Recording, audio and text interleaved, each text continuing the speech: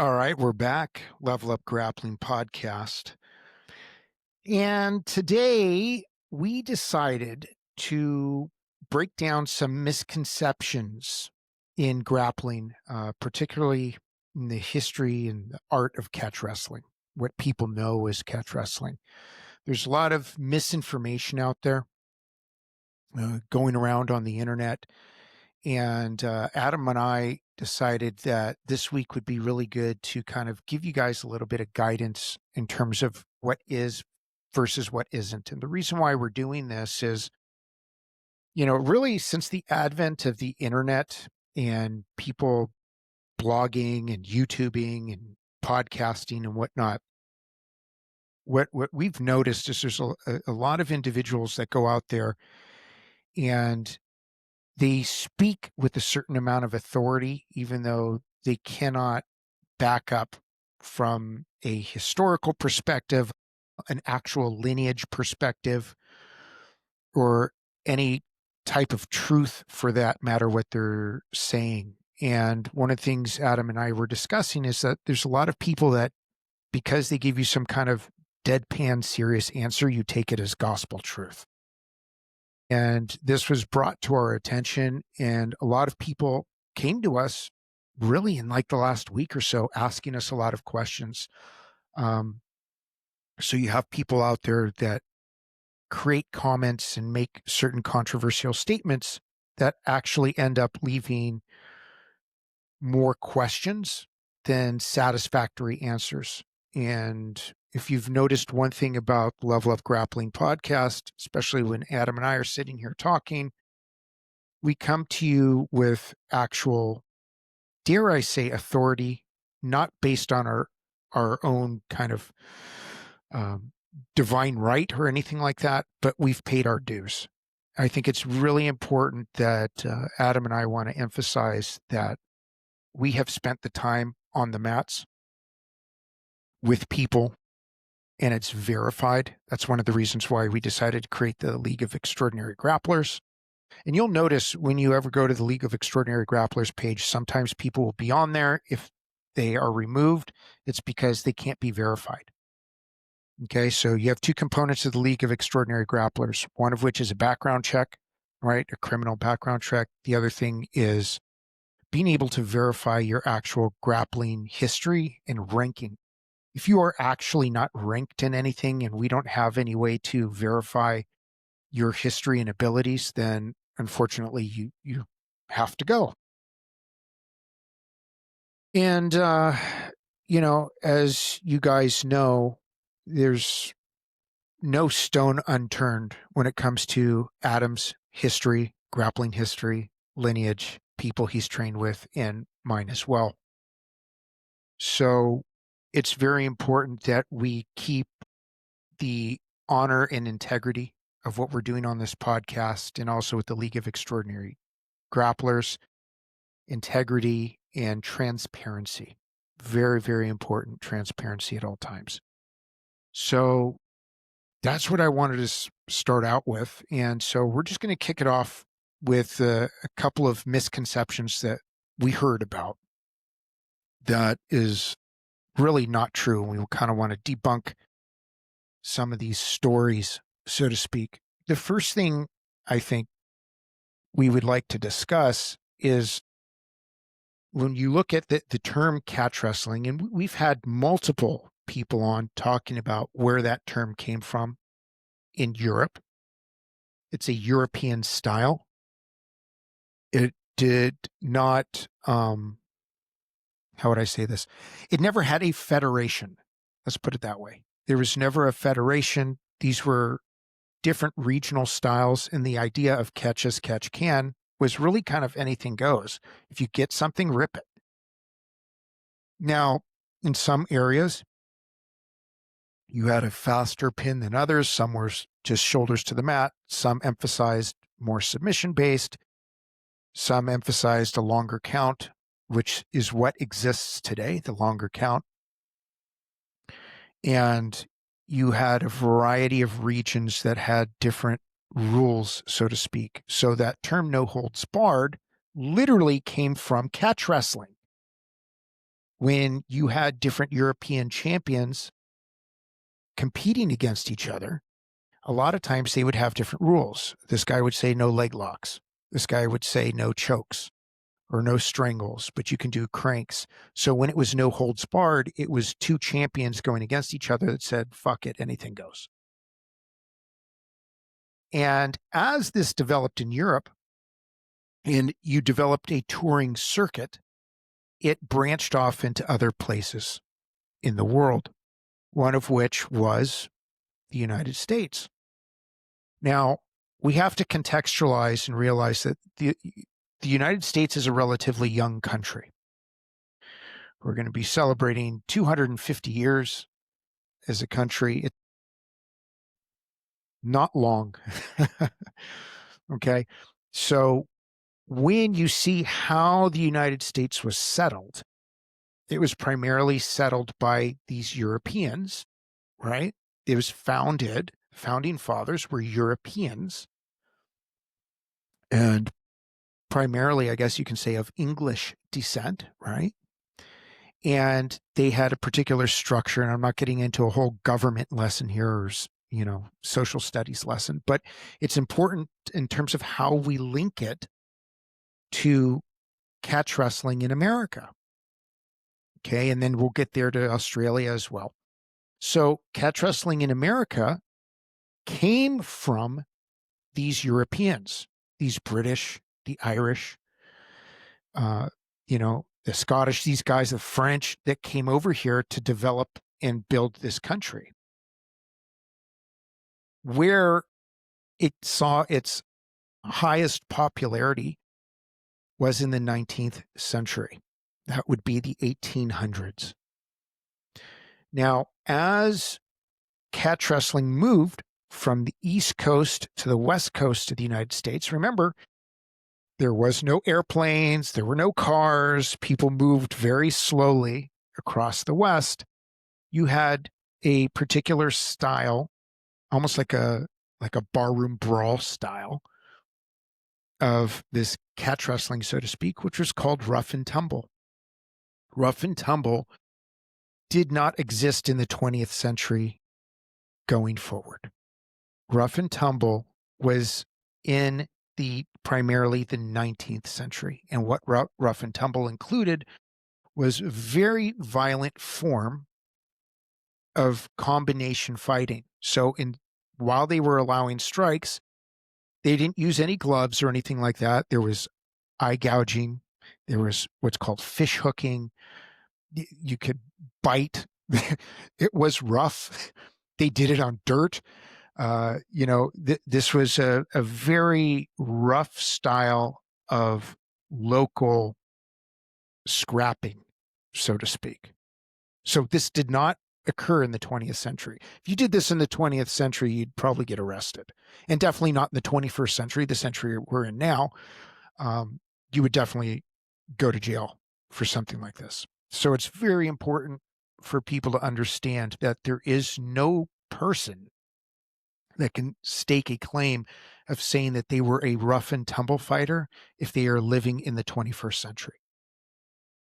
It's factually impossible because it did not exist. Okay.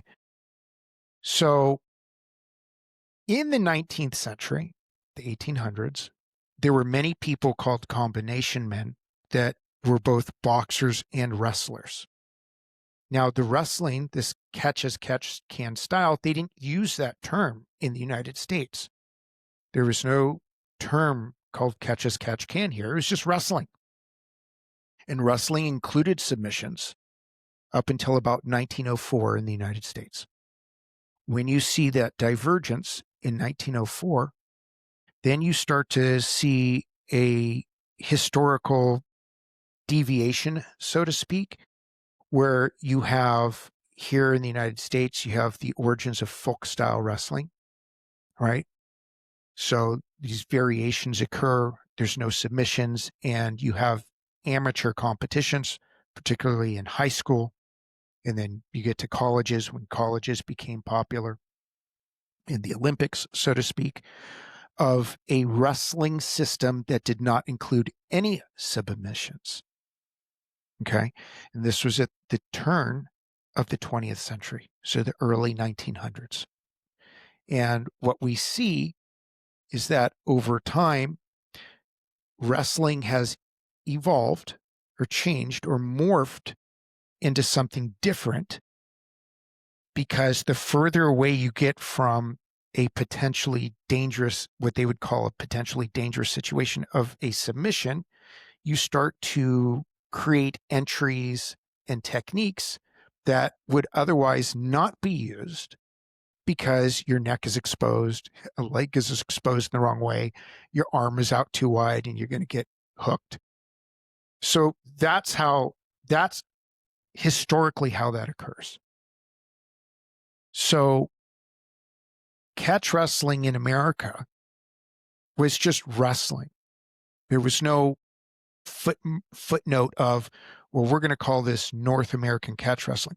Remember, North America includes basically 3 countries: Canada, the United States, and Mexico.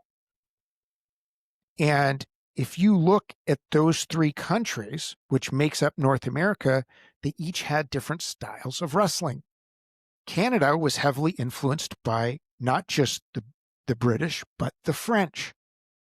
So they had their own styles and interpretations of wrestling. Mexico, same thing, because you had indigenous influence. You know, when Spain went in, and I'm going to say this, not, don't take this personally, anyone. When Spain conquered the indigenous peoples in Mexico, in that area, you had a particular influence, but then you have an indigenous influence, because the indigenous peoples, right, different regions, they already had their own styles of wrestling. Okay, you can go to any tribe, any what I'm going to call an Indian tribe, doesn't matter if it's Crow, Comanche, Aztec, Mayan, whoever, you can historically see that everybody had their own style of wrestling, hand-to-hand combat, be it with strikes or without strikes, it already existed. So wrestling in and of itself predates us all. Rule sets change over time based on region, dialect, and I guess you can say just interpretation of what people are comfortable with.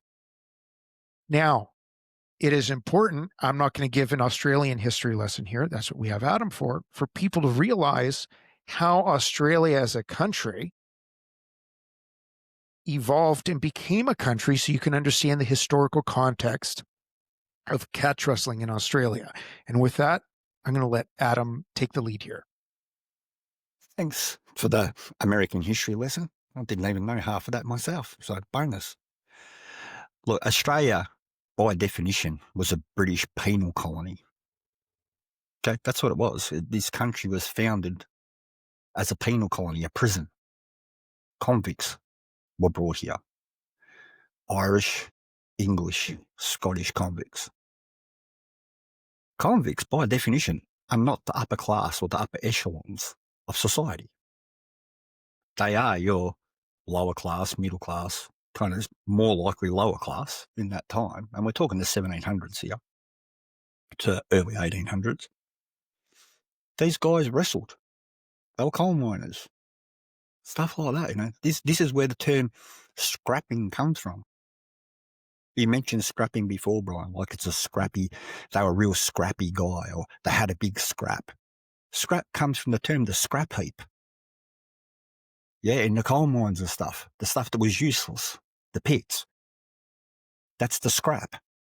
That's where they would wrestle. Right? That's where that whole term comes from. And let me just chuck in a little bit more information about catch wrestling. Now, catch as catch can, as termed by the Lancashire style, catch as catch can, snake pit wig, and everybody understands what catch as catch can is if they're even looked into wrestling of any sort. Catch as catch can as opposed to catch wrestling are 2 different things. Catch wrestling is a term. Catch comes down to the idea of a catch weight, a catch rule set. Like boxers don't make weight, UFC fighters don't make weight. What do they call it? It's a catch weight competition. Catch fight. We both agree to fight at that weight regardless. It doesn't matter. We'll just fight anyway. That's what catch means. Catch wrestling is the same. We will wrestle regardless of weight divisions. We will wrestle regardless of time limits. We will wrestle regardless of holds. Catch, we just agree to a scrap. That's what it is. That's what the term catch wrestling means. How it came to Australia, it came with immigrants. Of course it came with the convicts. The first recorded wrestling match here, catch wrestling match, I believe was in 1886 or something, that they recorded a wrestling match. It was in the newspaper. You can look it up on the internet. I can't remember the date, but it is on the internet. The first catch wrestling match in Australia, and they called it the colony champion or colonial champion or something. And it was a catch wrestling match. The guy won by submission, I believe. The history is there, but where was it preserved?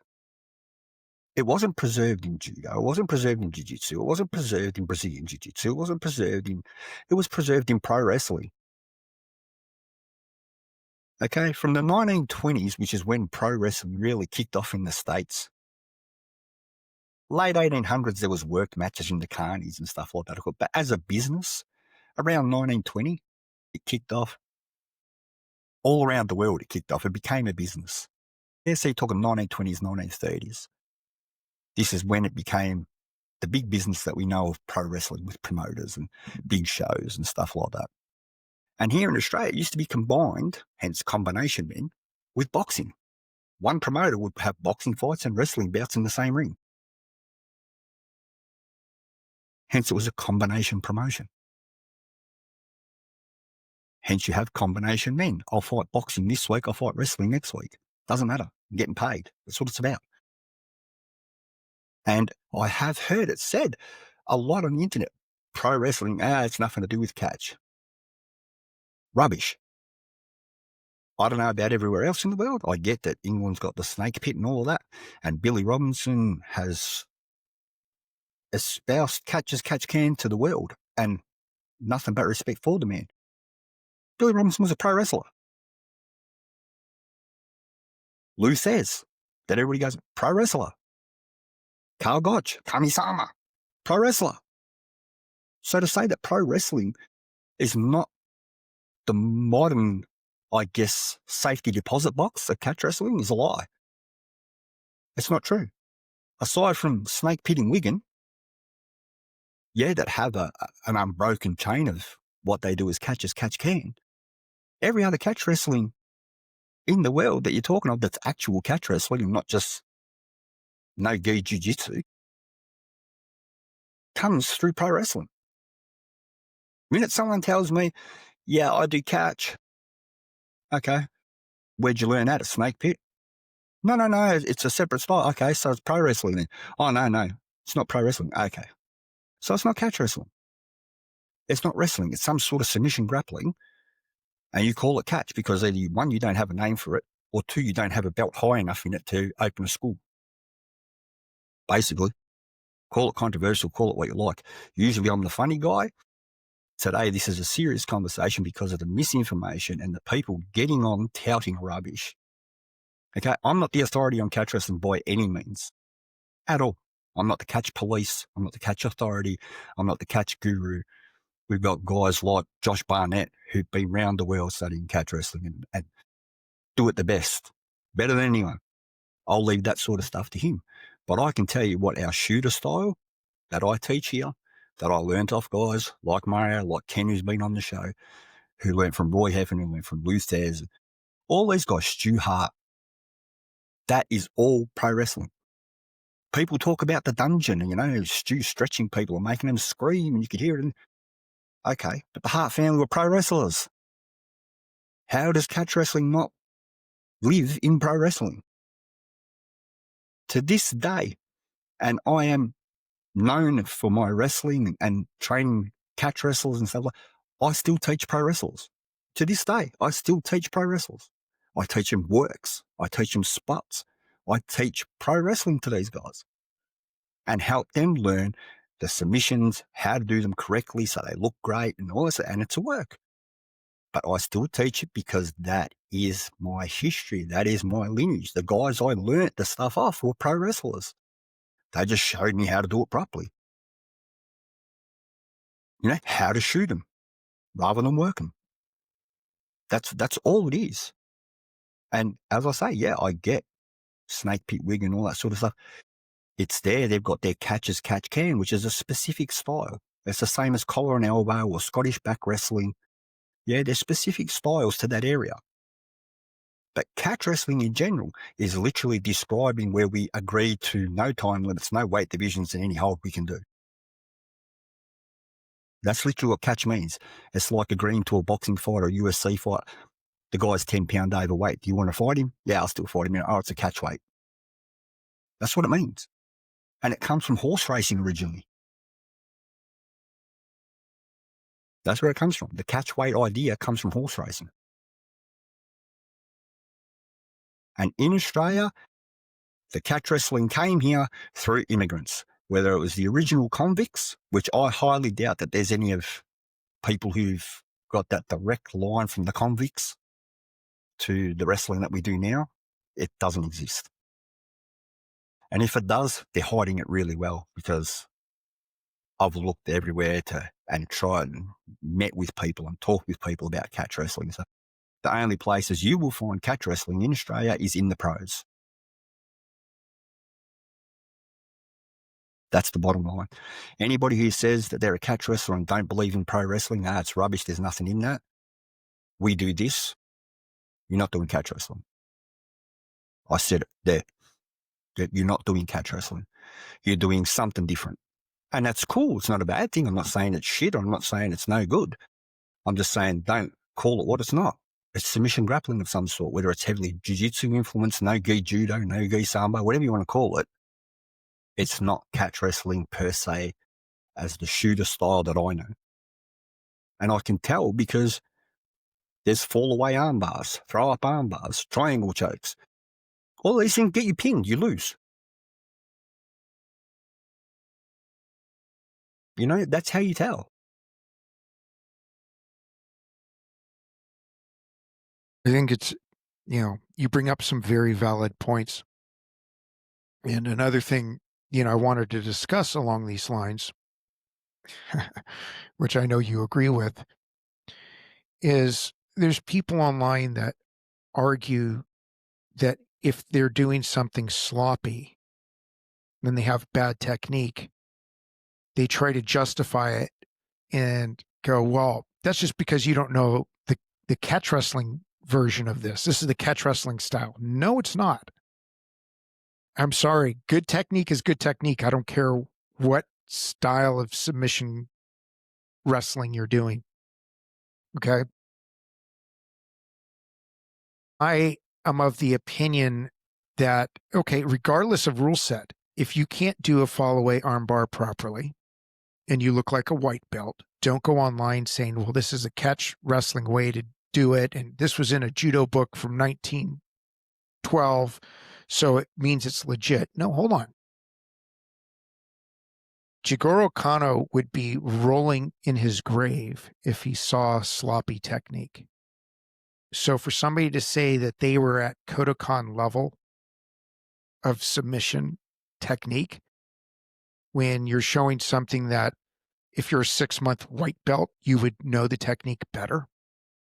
Or let's say your proper stance when you're wrestling and you don't know a proper tie-up, you don't know how to hand fight properly, and you're plodding along, as Adam would say, like Herman Munster, like a big Frankenstein, just clop, clop, clop, and you don't know how to pivot on your toes and you have no technical movement.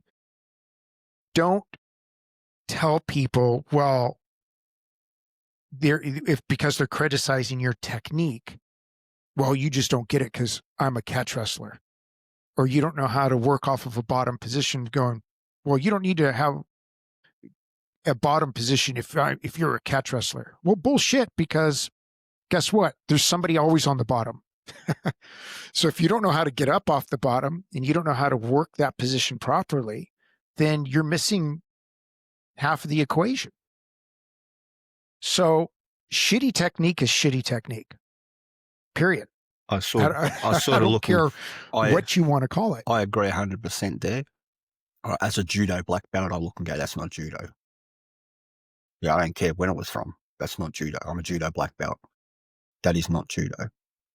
Yeah, plain and simple. And it's sure as shit not catch wrestling. When you're pulling a fall away arm bar and you're that loose that I can literally roll onto my side, use the arm that you're barring to grab your legs and cradle you, that's not wrestling. To work on the bottom position, well, if you're a wrestler, and I've seen this post, oh my God, you can't call yourself a catch wrestler if you can't wrestle, says the person who can't wrestle. Right? I don't care. It says the person who can't wrestle. Like, stop making yourself an authority. I don't claim to be an authority, but I will tell you now that the bottom position, what shows me that you're a wrestler in the sense that you're the context of that post and stuff, is that if you're working from a bottom position without rolling to your stomach, you're not a wrestler. Bottom line, you're not a wrestler. If you're not rolling to your stomach, you're not a wrestler in the sport of wrestling. It's ingrained from the day you start training. You get taken down, roll to your stomach. Roll to your stomach. Get your shoulders off the mat. It is ingrained. It is a muscle memory in every wrestler. To this day, I struggle with jiu-jitsu on the bottom because I always roll to my stomach. I give them my back.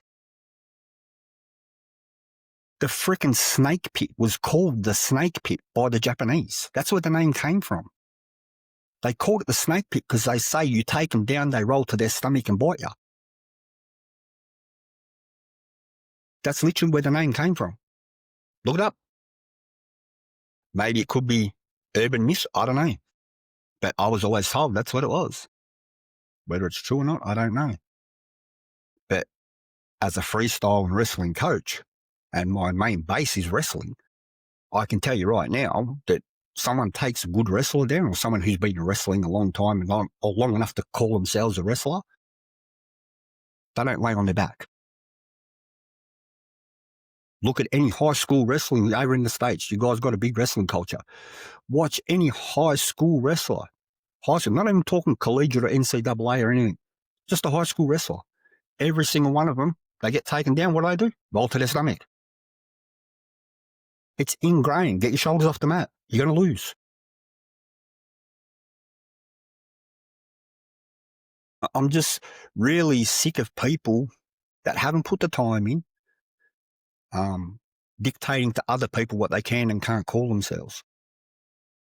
And I even say this about those people. If you want to call yourself a catch wrestler, go for it. Who am I to tell you you can't? But yet these people seem to think they have some authority to tell everybody else they can't. And that's what I disagree with. That's the problem. You're trying to establish yourself as some sort of authority in the field, and watching you, anything that you've ever posted that I've seen you do, you can't wrestle for shit. So you're definitely in no position to tell anyone what they can and can't do as a wrestler. So let's just tell that like it is. Yeah, get off your high horses, people. Anybody can call themselves whatever they want to do. It's up to them to work out whether they've got the skill set to match it. There is no authority in catch wrestling. None. Get used to that idea. I think, I agree with you 100%. And at the same time, it's a double-edged sword, because it's very easy, like I was saying earlier, for somebody to say, well, you're just criticizing my technique because you don't understand I'm a catch wrestler. And so this is the technique. This is the catch wrestling version. No, I can't overemphasize this. And everything Adam is saying is 100% correct. Good technique is good technique. You shouldn't be sacrificing technique for natural attributes, or sacrificing technique because you haven't put the work in, you haven't put the reps in. And for those of you guys that have ever trained judo, how many times did you have to practice an entry to an Uchimata? As I'm using just Uchimata as an example, because one of the most common throws, something that everybody can kind of wrap their heads around. How many times did you practice the entry before you hit one throw? I can tell you that on a lot of my workout days, you may be doing it 500 times, just the entry, grab, turn, before there's even one throw. And for somebody to say or justify their shit technique, their shit movement, all right, their shit stance, because they're quote unquote a catch wrestler and you just don't get it because they're beneath you. Unacceptable. I guess I look at it also, Brian, and go, well, I don't understand it because they're catch wrestlers. I'm a catch wrestler. You're a catch wrestler. And again, it's because I say no one can tell you what you can call yourself or what you can't call yourself. So the fact that you're going, oh, you don't understand it because I'm a catch wrestler. Okay, well, so am I. And the jiu-jitsu guy down the road who identifies as a catch wrestler. You know, it's all rubbish. It's literally just a defensive response to someone calling out shit technique. Yeah. Any wrestling And technique, even in freestyle, is all about tightness. Everything's got to be tight. Everything's got to be controlled. It's about controlling another person. And in the same post where they say, you can't call yourself a catch wrestler if you don't wrestle. It's all about breaking a man down and pinning him to the mat. The same person who posted that, I watched the video, like my little sister could have stood up and walked out from his pin. He put the person on the ground, sort of. The guy, he sort of just leant on him and the guy fell over because the other guy's, the waffle was so big. He just sort of fell over and he didn't know what to do with him on the ground. You know, and it's not about bagging people and posts. It's about making the listeners understand there is no authority in catch wrestling. There's none. The only people that will have forms of authority are peers. Do your peers respect what you do? I look to guys like Josh Barnett. Barnett's a beast, me. I consider Barnett an authority on catch wrestling. Why? Because he's been doing it so long. He's done it everywhere. He's won so much with it.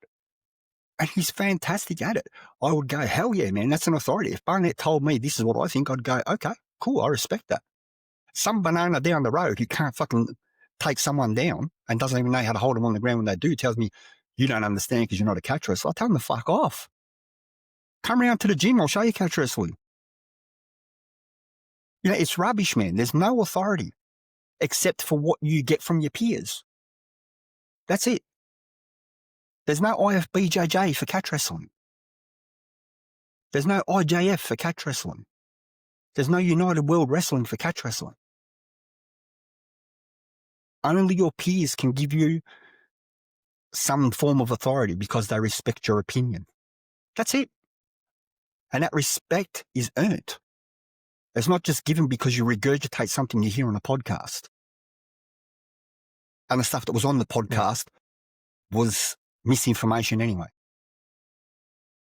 You know, the fact that you're regurgitating stuff that I personally consider wrong and misinformation, I'm sure that the person who was doing the podcast thought it was great. And I respect that too. That's your opinion. I get it. But when somebody else is regurgitating that opinion and trying to justify it and telling people what they can and can't call themselves, or you're not a catch wrestler if, well, okay, I look and go, well, you're not a catch wrestler. You're not a grappler. You're terrible. It doesn't mean I'm going to post about it. It doesn't mean I'm going to get on and go, this is the post. This guy's terrible. He doesn't know what he's talking. He's not a catch wrestler. He's not nothing. No, if you want to call yourself a catch wrestler, go for it, man. Because at the end of the day, it's you who's going to have to get the respect from your peers to have any form of authority or an opinion anyway that people listen to. I think I agree with you. And I think one of the things is understanding how to accept feedback and criticism. And that has to do with humility. And a lot of it has to do also with the fact that there's people that are using the term catch wrestler or catch wrestling as a crutch because they did not have the discipline to go through the structured forms with an authority, with an actual watchful eye. Like I said, the amount of time, say, Adam and I put into our judo, you have no idea the hours. You have no idea the hours of a grip break, a hip turn, a foot sweep, just stepping to the side, a pivot. Same thing when I would train with Billy. You don't know how many hours we spent just on pivoting, and we were given homework, and how many hours I've just put in, even not when I was at a camp, pivoting, pivot, pivot, pivot, how to stay on my toes, how to move gracefully, how to hand fight, you know, as Adam has said before about how to level change without fucking putting your chin down and putting your head. Come on, guys. Good technique is good technique, and good technique comes from proper commitment to work and dedication and humbling yourself enough to have somebody watch over you and tell you, hey, your technique is incorrect. Let's fix this. And if you're coming back saying, oh, well, you just don't like my technique because you're not a catch wrestler or you don't understand my style. No, I understand. I understand perfectly well because, again, physiology works in a particular way. Mechanics work in a particular way. So, yeah, there are correct ways to do things mechanically, regardless of what style you want to call it. I'm not going to hip toss you if my hips are above yours. Sorry. I, I don't know what to tell you. I'm not going to armbar you if I'm 3 feet away from you.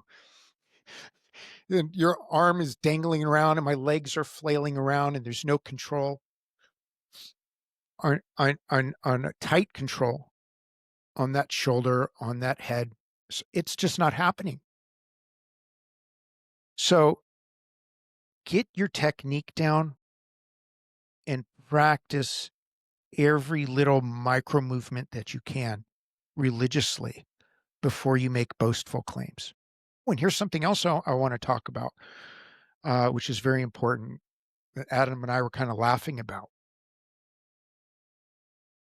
To minimize people when you say, well, so and so had to go somewhere else, had to fly out of the country to learn a style, but I learned everything organically and through osmosis in my local community.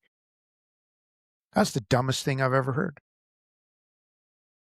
Just because maybe you didn't have the wherewithal or the money to go and fly out to Japan to train with the right guys, or you're in the UK, I'm going to use Les Allen as an example, who fucking busted his ass to fly to California from the UK to train with some of the best fighters and grapplers in the world, and then get on a fucking plane and we scrap money together and get out to Japan and train. To minimize the people that have made efforts and dedicated their lives to learning from the best in the world. How dare you? How dare you? If you can't afford it, that's on you. I always said I chose to eat once a day. I was spending in my early training days, I was spending on average $1,400 a month on training. I rather sleep on somebody's couch or just have whatever rinky-dink apartment I had and eat once a day than to not learn I had the opportunity when I drove to go train with the Iranians, guys from the Iranian Olympic team. That was a choice. Does that minimize because it wasn't a local high school wrestling coach or university coach that taught me my wrestling? Does that minimize my education? Does it minimize my education because I spent the money to fly to Asia to train with some of the best in the world? Does it minimize? I mean, it makes, there's no logic in a statement like that. Now, on at the same, go ahead, Adam, I then was, I'll I say what I was was, going to say. yeah, I was just going to say, what's surprising to me is that I've never gone to Japan to train or never went to the UK to train or learn anything like that. I trained it all here from people that were already here. But I look at it and go, I'm envious of guys like you and Les that went overseas and trained and did all of that stuff. Like that's something that's inspiring. It's not something that I look at as a way to insult someone. I don't get that whole logic, that I learned here, so I'm better than you who flew around the world to learn off the best guys. I don't understand the logic. Yeah, I just don't. To me, it's like, yeah, I learned here because I couldn't go overseas. I wish I could. Wow, what an opportunity. What an experience. I envy it. I respect it. I think it's amazing. But for someone to go, mm, you're not with me because I learnt it here. It's like, what? What is even the logic behind that? I don't understand it. That's all I wanted to say on that. I just sort of don't understand it. Like, I wish I could have gone here, there, and everywhere to train with the best people. Didn't happen for me. Well, yeah. The other thing on top of that is if you say you learned something, but there's no person alive that can validate your learning and your technique is telling us otherwise, you should probably reassess how you said you learned and who you said you learned from, because that's giving that person, if they really did teach you, a really bad name. If you're saying, I'm the expert and I'm the authority from XYZ particular lineage, and what we are seeing online is absolute garbage and really white belt level stuff, mm, probably means you should probably put a white belt on and just go get some lessons, And then what I was going to say, Adam, and I'm sure you would agree with me. This is the other flip side to this. Just because you go somewhere, let's say you go travel to Wigan for a week and train at Snake Pit, all of a sudden doesn't make you an authority or expert in that particular style of grappling. Okay. How many reps did you put in? How many hours did you put in? How many years did you put in? To beat your chest going, oh, I'm a Wigan trained catch wrestler. I'm a Snake Pit Wigan trained catch wrestler because you took a few lessons for a week. I don't know. I kind of call bullshit on that. It takes years to hone your craft. Years. There's no such thing as a master artisan that learned their art in a week or their craft in a week. There's no such thing as a master carpenter that just after a week of apprenticing under a carpenter, all of a sudden he's the greatest carpenter. No, a master carpenter means he put years and years and hours of dedication into his life to figure out how to make the right cut, or a sculptor or a mechanic or whatever it is. Somebody who's a master craftsman, they did not learn that overnight. They humbled themselves. They submitted themselves to people that could actually guide them. And when they were doing it wrong, they took it on the chin. And they said, yes, I will do better. Let me do more reps. then go, well, you're just not understanding my style. That's the biggest issue I'm getting right now with when I see people claiming they're catch wrestlers. They're using it as an excuse to explain their shitty technique. So do you know, and I think I've said this before on the podcast, here in Australia, when I first started Brazilian Jiu-Jitsu, 99, 2000, somewhere there, it used to be the standard commentary that submission wrestlers, the term submission wrestler was used for someone who didn't have the dedication long enough to get a blue belt or a purple belt and opened a school. It used to be someone who couldn't attain a rank in jiu-jitsu. That's what they used to call them, submission grapplers, submission wrestlers. So that right there, sometimes I say, I sort of personally think that the old submission wrestling tag that used to be kind of derogatory, with the people that are calling themselves catch wrestlers now, how long before it becomes the same thing? Oh, you're a catch wrestler. So I think you didn't hang around long enough to actually learn how to wrestle. Cool. Got ya. I think it's already there. I mean, I remember back in the day, and we're talking 15 years ago, maybe more, Jesus. There were guys that would come to the Billy Robinson camp. They would come for the weekend, get their certificate, and go and say, well, yeah, I'm a catch wrestling coach, and open gyms Dude, from one weekend. it's like that now, except I don't even have to do the camp. I just have to pay certain people a certain amount of money on the internet and they give me a certificate and off I go. It's everywhere. I've discussed that before. Okay. And again, I want to emphasize here that I don't consider myself the authority on catch at all. I don't consider myself better than anyone. I don't consider myself an authority. I'm giving an opinion on what I feel as a grappler. I look and go, I put all this time into learning grappling. Been wrestling since I was 4 years old. Yeah, submission wrestling with the pros and that since I was 12.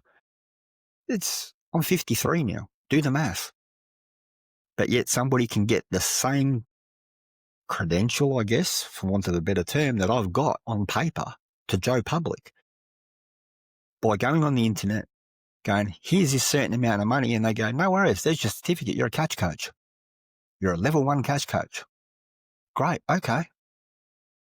I sit there and go, what's the point? Sometimes I do. I look and go, well, what's the point? I don't understand it. Like, everybody's on about we need to help catch grow. We need to help catch grow. Okay, well, one, enter Barnett's competitions. There's a start. Yeah. Yeah, if you're in America. We have one coming up in December. There you go. December 13th. And Brian will teach you for free and pay your registration. Nationals. Yeah. You got no excuse. So you that's really the first thing. Let's go. That's the first thing in America. Yeah, we have catch wrestling here. I put it on ISCA, one of the biggest organizations in the world. We have catch wrestling matches here in the ring. Yeah, before Shoot Pro Wrestling started doing all that stuff, we were doing it with ISCA here. If you're in Australia, support catch wrestling. You're a jiu-jitsu guy, enter. It's just the rule set. If you're a grappler, you're a grapplers. Enter. Okay? Do it. Support it. And if you really want to support catch wrestling, here's an even better idea than all of that. If you really want to help catch grow, learn catch before you start teaching it. How about that one? Just saying. Such a novel idea, Adam. I know, right? Crazy. I'm kind of a philosopher, Brian, sometimes. I'm out there, you know what I mean? I really think outside the box. And I said it before. We've even talked about this before, man. Like, I can go online and get a catch wrestling qualification. Everybody goes, cool. But if I did the same thing with jiu-jitsu black belt, my God, the crucifixion. It's ridiculous. I don't remember. I know if you remember years ago, I don't know if they still do it. They probably do. Where you could get, if you were like, say, a karate black belt or a taekwondo black belt or whatever, you could get a Gracie Combatives teaching certificate for learning your 32 moves or whatever, you would have these guys saying, yeah, we teach jujitsu, and they're karate black belts or whatever. And they just learned the Gracie Academy moves. And the next thing you know, they're posting online that they're jujitsu instructors. Mind you, they're barely a white belt in jujitsu. I understand, If I that. get you, but what was said about that? Not much, because it was done by Gracies. They were the ones who were allowing it. Yes, it was done by Gracies, and everybody just went, oh, can't question the Gracies. I'm not talking about that. I'm talking about Mr. Joe Blow from nowhere. Right? Joe Public comes, gets online, gets a catch wrestling coach's qualification, posts it on the internet. I'm a catch wrestler, and I'm a catch wrestling coach. And people will start signing up like crazy. And nobody says a word. There's tumbleweeds. Yeah. If that same Joe Public went out and said, I'm a jiu-jitsu black belt, and posted on the internet Oh, his new people would lose club, their minds. people would lose their minds. To be 400 people in the comments going, who did you get your black belt from? We've never heard of you. What's your lineage? How long have you been training? And I sit there and go, maybe if we had a tenth, a hundredth of the care factor with catch wrestling coaches that we do with jiu-jitsu black belts, catch wrestling may progress a lot quicker.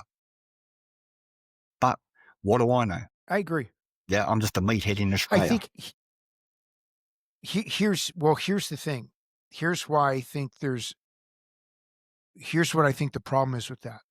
The term is so abstract, and everybody claims that whatever they're doing is catch wrestling. And so as a result, then people are going, well, what really is catch wrestling? Or what is XYZ technique? You know what I mean? Like, people are going, well, I'm a catch wrestler, you just don't know it. So that it's so abstract. The term is so abstract that there's no real consensus, so to speak. But if you really, I look at it like this, and this may be an unpopular opinion, but I like using the term submission wrestling. I also like using an old term called all-in wrestling. Basically, what that means is learn everything and use it to your advantage. So to me, if you want to be a good catch wrestler, learn it all. 100%. And I use the term shooter style wrestling. There you go. For advertising purposes, to get people to understand what we're talking about, I'll call it shooter style catch wrestling, because people have this affinity with the term catch wrestling. And if I said shooter style wrestling, they go, well, so you use it for advertising purposes, catch wrestling. But that is indicative right there. The term catch wrestling is so widely known, the term, not the system or the style or how to do it. But the term catch wrestling has become so popular and so out there now that guys like myself, shooter style wrestlers, have to actually put catch wrestling in the term so people know what you're talking about. Otherwise, I go, what's shooter style wrestling? I don't get it. Whereas if they had any knowledge of the history of catch wrestling, they would understand that a shooter style wrestler is a pro wrestler that does the shit for real. But look, it is what it is. And I don't think it's ever going to change. I think for me, as I said, this is a bit of a serious one for me today. It's not the usual joking and carry on.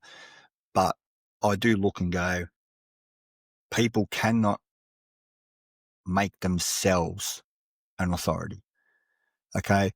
Because there's no authority in catch wrestling. There is no federation. There is no world association. There is nothing. The best that you can hope for is to get some form of, and I don't even use the term authority because I think it's ridiculous, some form of legitimacy to your opinion with the respect of your peers. That's it. That's all you can do. Yeah. And until you earn that respect, or you have somebody who will come and say, yes, I've trained with them. Yes, they're good at what they do. You have no right to tell anybody what they can do. It's simple as that. You can't tell anybody what they should be doing, how they should be doing it. If you don't do this, you're not this. If you don't do that, you're not that. Rubbish. Who died and made you God? You know what I mean? It's not. It's not true. It's a fallacy. The only thing that counts, I guess, in the world of catch wrestling and opinions, because you got to remember, guys, right? And here's a little bit of comedy for you, just to make sure that you know that I'm on the show. Opinions are like arseholes, yeah? Everyone's got one and they're usually full of shit, right? That's the bottom line. Opinions only become informed opinions or respected opinions with the recognition of your peers in what you do. When there's no authority and there's no governing body or anything like that, the only thing that matters is the respect of your peers. And I have the respect of my peers here. I also have the disrespect of a lot of peers here. They don't like what I say, they don't like what I do, and that's fine. I don't care. Because I'm not on the internet telling everybody what they are and aren't allowed to be. That's the difference. That's the difference. You know, it's interesting. Speaking of the internet, when let's say I make a post, I want to tag a reel on Instagram as an example. When you type in BJJ as a hashtag, it's about 22.6 million tags that have been used.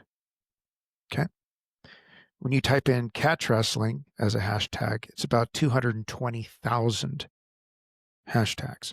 So you can see right there proportionately, it's way, way off.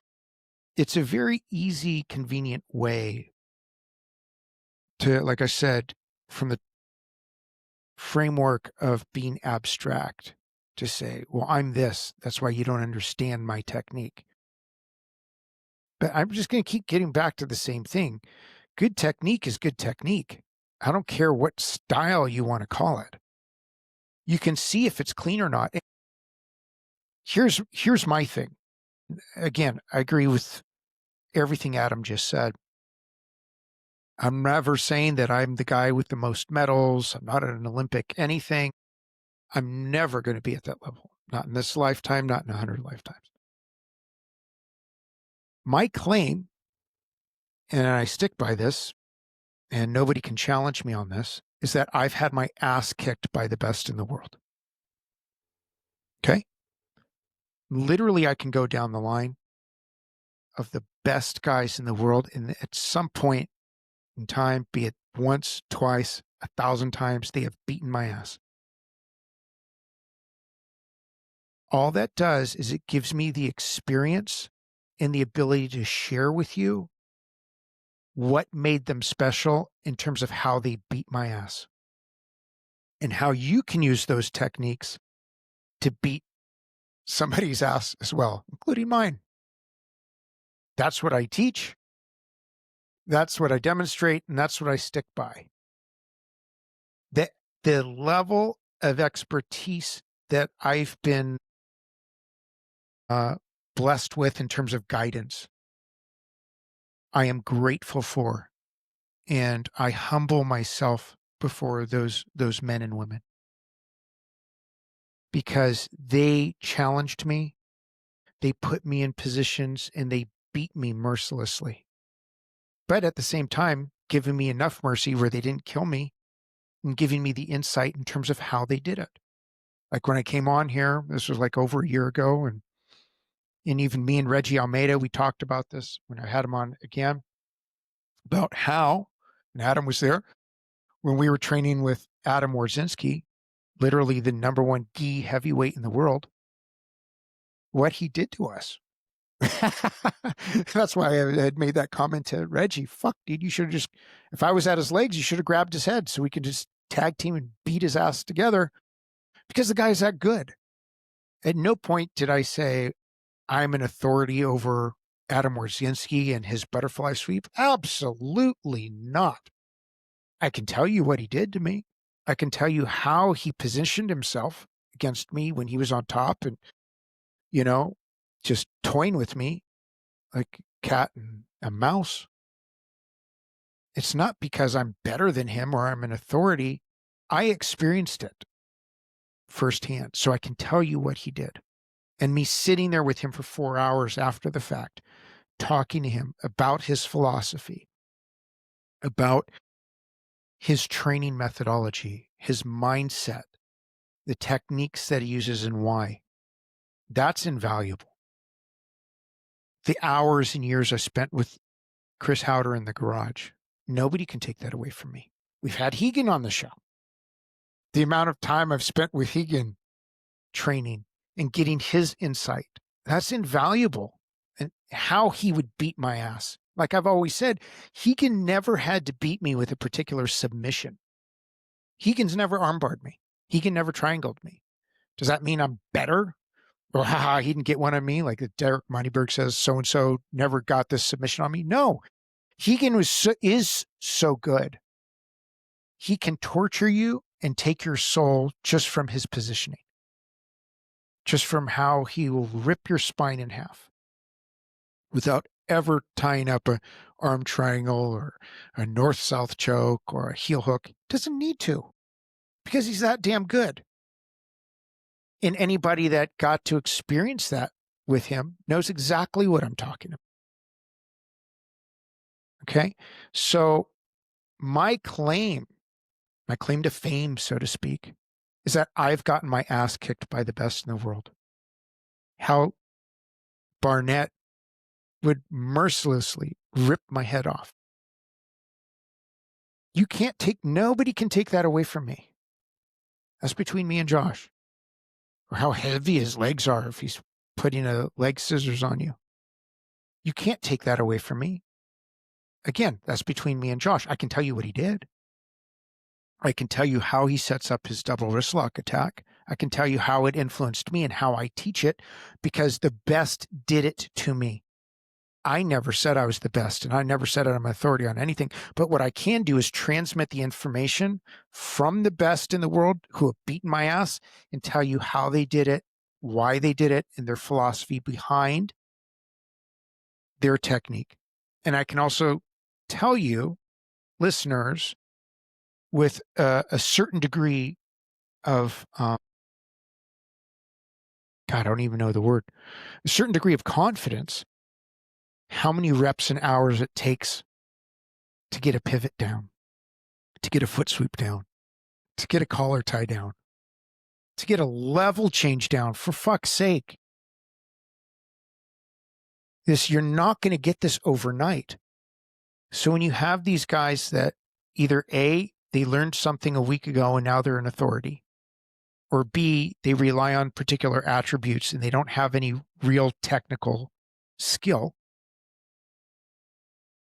and there's nobody that can sit there and say, oh yeah, I trained with this person, or I've beaten this guy's ass, or this person beat my ass.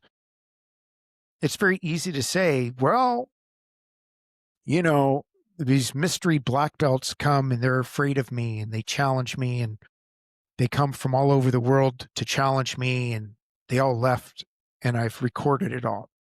Show me one. And I'd love to interview that person. I just don't think it exists. Okay? I think, sorry, Brian.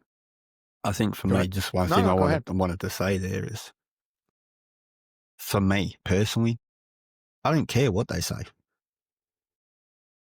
Do you do, man.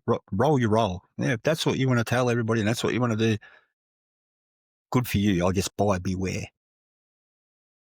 First and foremost, buyer beware.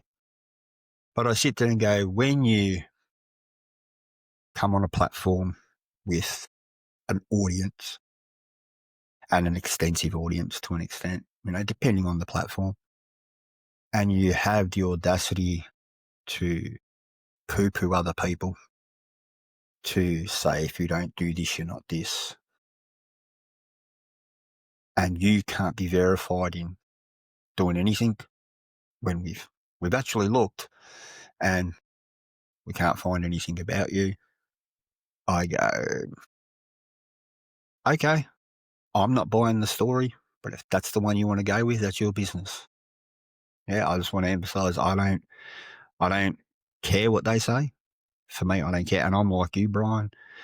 I, as I said, started wrestling at 4 years old and got punished now by Middle Eastern coaches.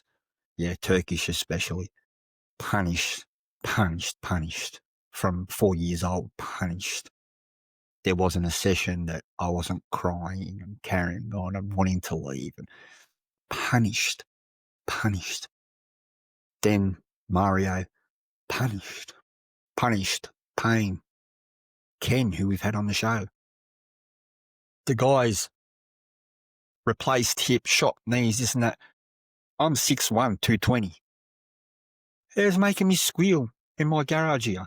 Still had me squealing. Still. This was only a couple of months ago. Came up to visit. We trained here. Still having me squealing. Showing me stuff I've never seen before. He came on the show. Yeah. It's I go, there's got to be something in what they say. There's got to be something. Yeah, you can't make yourself an authority on no history that's verifiable or something that is verifiable and it's a week here, a week there, a week here, a weekend there. Dude, that doesn't cut it for me. I'm sorry, it just doesn't. And when I say cut it, I don't mean that you can't say that. I don't care. It's their role. Live your life.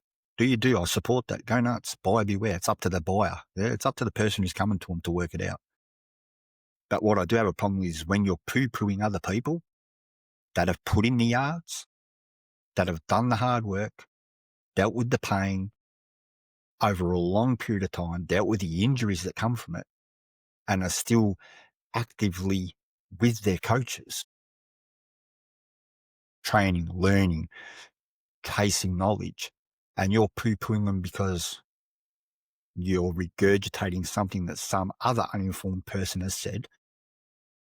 That doesn't fly for me. You don't have the right to tell anybody what they are.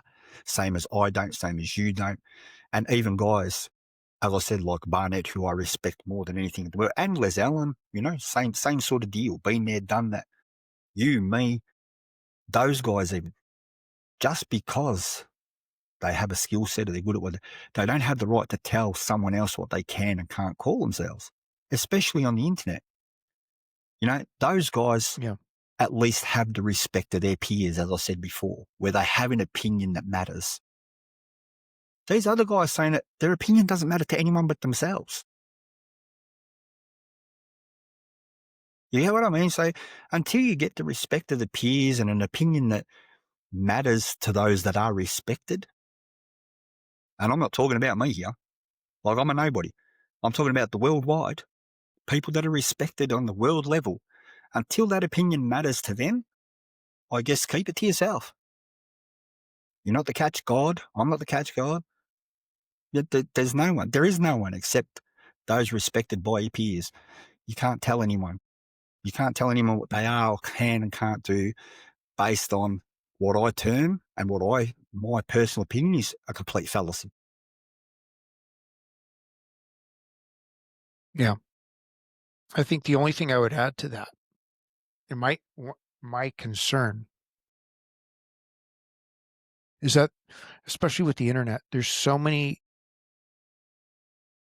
lot of ignorance out there, and there's a lot of impressionable people that are maybe just starting, they're beginners, or they're lost. And when I say ignorance, I'm not saying that in a derogatory term. I'm using it in terms of we're all ignorant to things we're not aware of when we don't know the full story or the full picture. So my concern is for people that are in a novice stage and they don't know how to see things with a critical eye because they're not aware. And when too many people are influenced by charade and by bullshit, you all of a sudden you create a legion of barking dogs, wild barking dogs. So here's a little anecdote to that, a little add-on, I should say. We talk about these same people, that are basically rorting the newcomers, giving them this spiel, convincing them of the bullshit. They're the same people that allowed us about saving catch wrestling.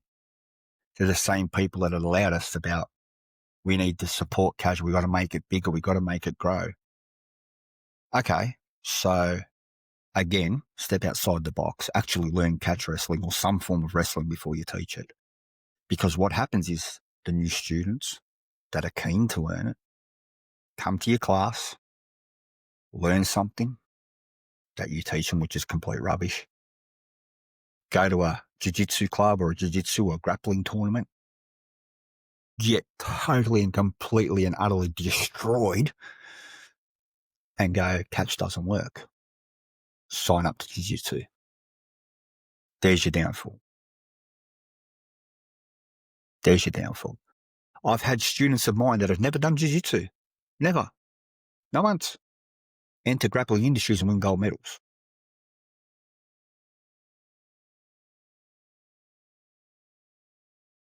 Catch should work. Submission grappling should work. If you are trained by a legitimate coach who understands wrestling and grappling, it should work in any rule set.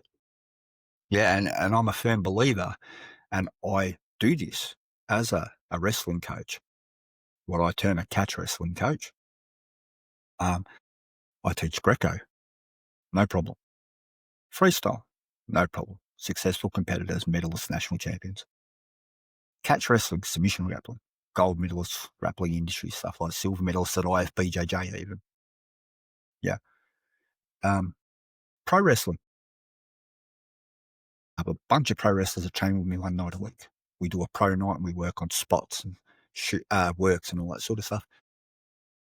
I can coach the whole gambit. If you call yourself a submission wrestler, and as the post said, you can't call yourself a catch wrestler if you can't wrestle. Okay, you can't call yourself a catch wrestler. I'm going to add to that. In my opinion, and I'm not telling anyone they can or can't, again, I want to reiterate, this is purely my opinion on reading that post. My first thoughts were, I agree. Technically, you can't call yourself a catch wrestler if you can't wrestle. I also go, you can't call yourself a catch wrestler if you can't work. Mm. Josh Barnett has done pro wrestling, though. Sushi Sakuraba did pro wrestling, though. Ruth Ayres, Carl Gotch, Billy Robinson, Mario Milano, Ken Dunlop. Vern Gagne. Yeah. All pro, they could all work. The history of catch wrestling is in works. It's an integral part of the history. It's how it's spread through carnivals and stuff like that. You can shoot or you can work. You have to be able to do both. That's just me personally. That's my thoughts. Take it or leave it. I don't really care. I'm not telling you what to think. It's just what I think. So the listeners out there, that's my take on that. Yes, can you call yourself a catch wrestler if you can't wrestle? You can call yourself whatever you want. But what do I consider a skill set for catch wrestlers? The skill set that I term catch wrestling, you should be able to coach Greco, freestyle, folk style, pro, submission. 5 right there. You should be able to coach as a catch wrestling coach because they all linked.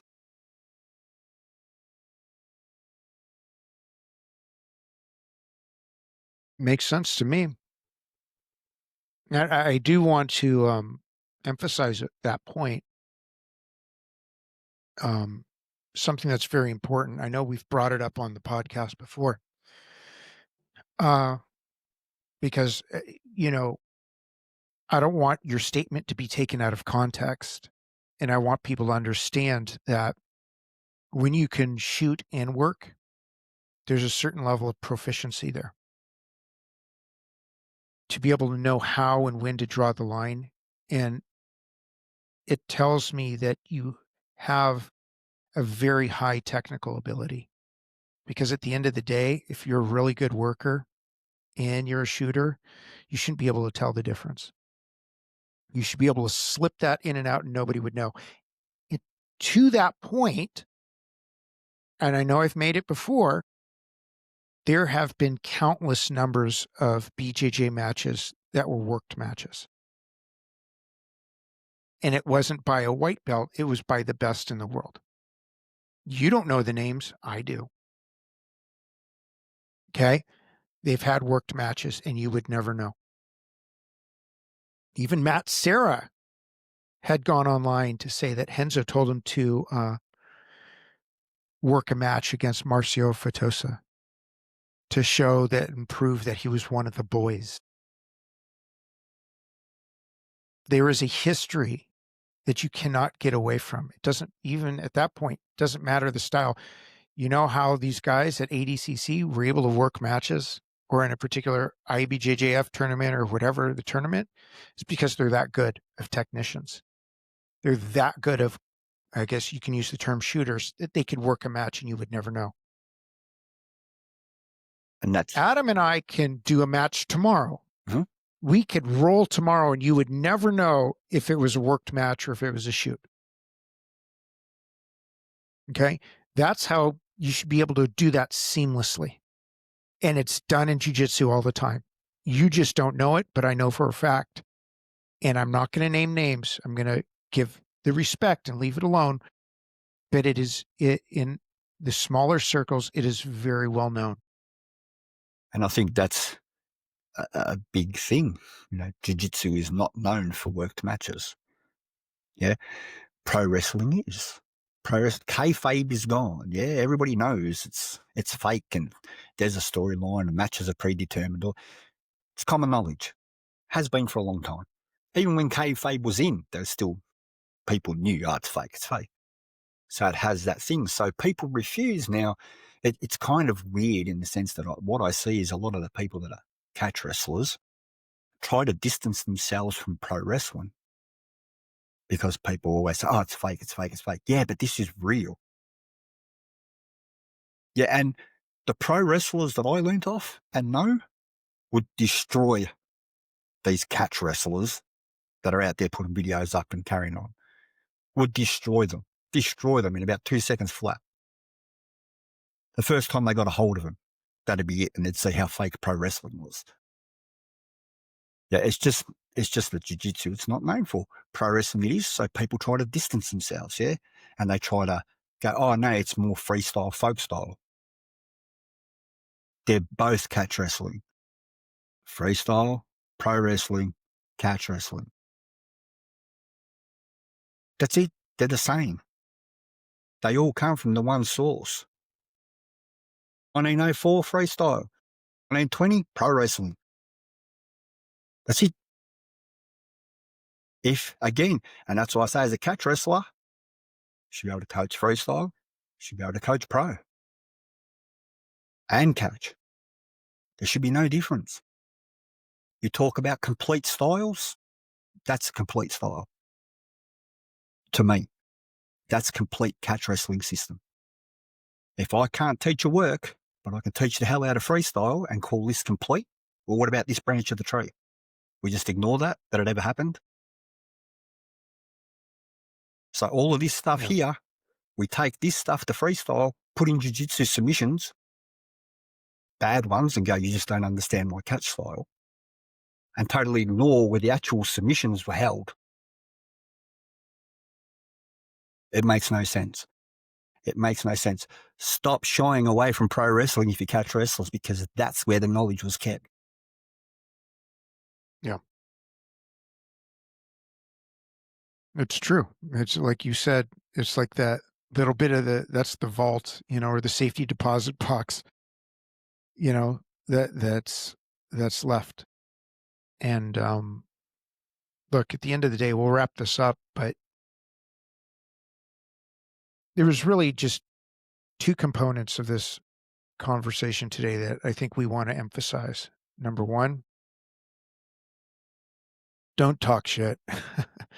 If you're not established somewhere, especially you're not established somewhere technically, please don't tell other people what they can and can't be, or uh, be critical of somebody's technique if you're not technical.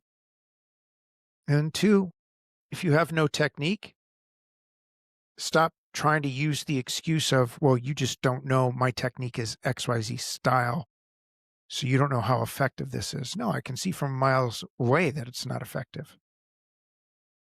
And this is a conversation I've had with multiple black belts when they hear stuff on the show or they see stuff online.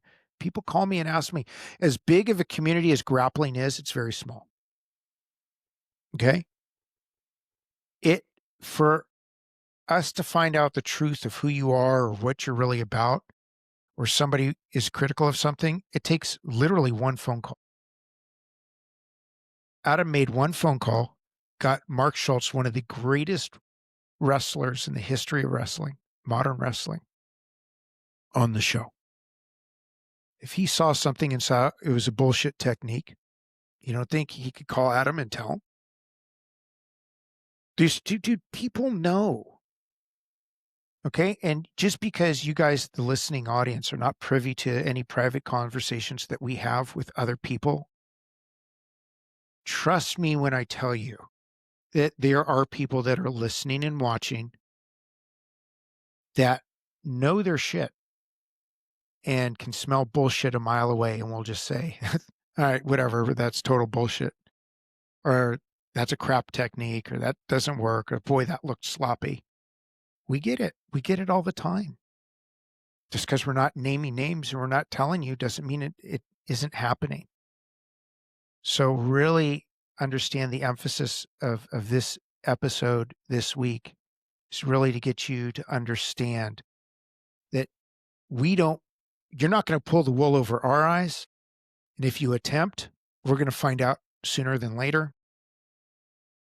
And don't go out there and try to pull the wool over anybody else's eyes, because it's going to be exposed. Period. End of story. Right? Exactly. Just do you do, Yeah. guys. Stick to your lane, man. Do whatever you want to do. And train. Yeah, train. Shut up and wrestle, as I say. Yeah, every time. That's what I say. Shut up and wrestle. Train, get better, do better. That's it. Easy. And please, I'm begging you guys to participate in Josh Barnett's tournament. The ACWA tournament's coming December 13th. If you are in the Orange County area, or even if you're not in Orange County and you want to train, you want to learn, come. You can train with me free of charge. I will set you up with the rules. I'll give you the little techniques and tricks and tips that will help you, get some success at the tournament or have fun with it. You can train with me free of charge up to the tournament. I will pay for your entry. Okay? You have nothing to lose. Just show up. Call me. Y'all have my phone number. It's not easy. It's not difficult to get my phone number. I have it posted online. Hit me up. If you have any concerns, hit me up. If you want to know more about something historically or how to develop, yourself, and you're not sure, hit me up. Hit Adam up. We're very open to helping people develop the right way. Very open. Absolutely. Hit me up, guys. I'm here. Not hard to catch. Simple. All right, guys. I think we've said our piece on this one. With that, we are out of here.